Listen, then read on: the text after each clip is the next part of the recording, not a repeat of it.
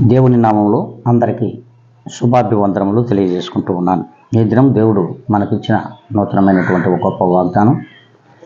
అది కీర్తనల గ్రంథము 50వ అధ్యాయము 6వ వాక్యం. దేవుడు తానే న్యాయకర్త అయి ఉన్నాడు. స్పష్టంగా కీర్తనాకారుడు తన కీర్తనల ద్వారా మనందరితో మాట్లాడుతున్నాడు. దేవుడు తానే న్యాయకర్త అయి ఉన్నాడు. మరి మనం అనుకుంటున్నాం ఈ లోకంలోనే న్యాయం ఉంది, ఈ లోకంలోనే న్యాయాధిపతులు ఉన్నారు, ఈ లోకంలోనే న్యాయస్థానాలు ఉన్నాయని మనం అనుకుంటుంటాము. కానీ దేవుడు స్పష్టంగానే తెలియజేస్తున్నాడు, నీవు నేను సర్వజనాంగము చేసిన మరి అనీతి కార్యక్రమాలకు, అలాగే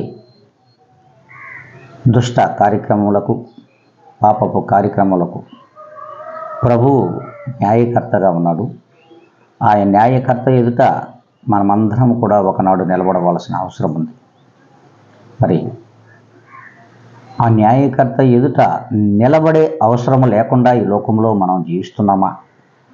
అలా దేవునికి ఇష్టలుగా జీవించినట్లయితే ఆ న్యాయకర్త ఎదుట నిలబడాల్సిన అవసరం కూడా ఉండదు. దేవుడు తానే తన రాజ్యానికి మనలను ఆహ్వానిస్తాడు. మరి ఏ రీతిగా బ్రతకాలో ఒక్కసారి ప్రభు పేరిట విశ్వాసులందరికీ కూడా అడుగుతున్నాను. మరి ఏ రీతిగా మనం బ్రతుకుతాం? మరి ఏ దినం నుండైనా సరే ఆ న్యాయకర్త ఎదుట నిలబడకుండా, ఆ న్యాయ తీర్పులోనికి మనం రాకుండా వెళ్ళినట్టు ప్రతి ఒక్కరిని కూడా నేను కోరుకుంటున్నాను.